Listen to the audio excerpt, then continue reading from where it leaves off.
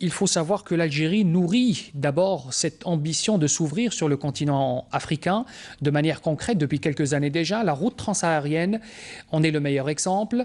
Les travaux sur ce projet connaissent un taux d'avancement considérable. Jusqu'à maintenant, 8000 km ont été réalisés à travers plusieurs pays du nord et du centre de l'Afrique.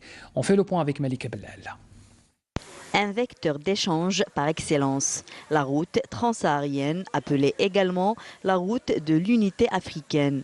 Un projet stratégique qui s'étendra sur une distance de plus de 9400 km et qui reliera 6 pays africains, à savoir l'Algérie, la Tunisie, le Mali, le Niger, le Tchad et le Nigeria.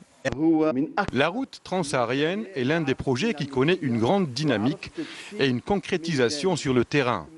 8000 km sont déjà réalisés et 800 autres sont en cours de réalisation.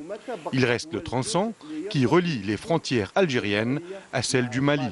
Et aujourd'hui, le Tchad, qui à l'indépendance avait 0 km revêtu, on a 2000.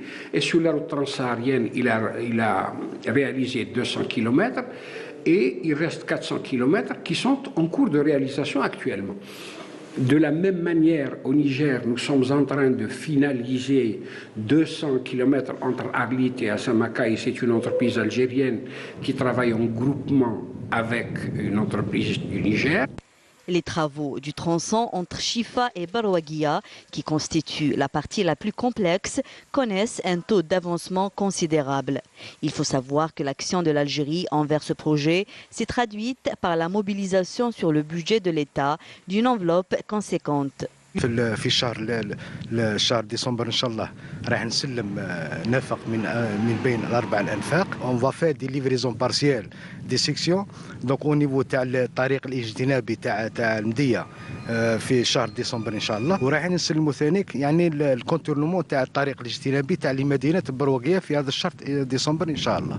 Et pour permettre aux pays subsahariens d'avoir un accès direct sur la Méditerranée et faciliter ainsi les échanges commerciaux entre l'Afrique et l'Ouest, le Maghreb et l'Europe, l'Algérie prévoit de raccorder la route transsaharienne au port de Djenjen et celui de Hamdania via l'autoroute Est-Ouest.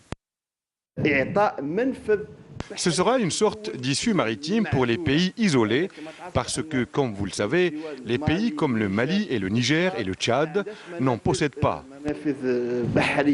La route occupe 90% des transports terrestres.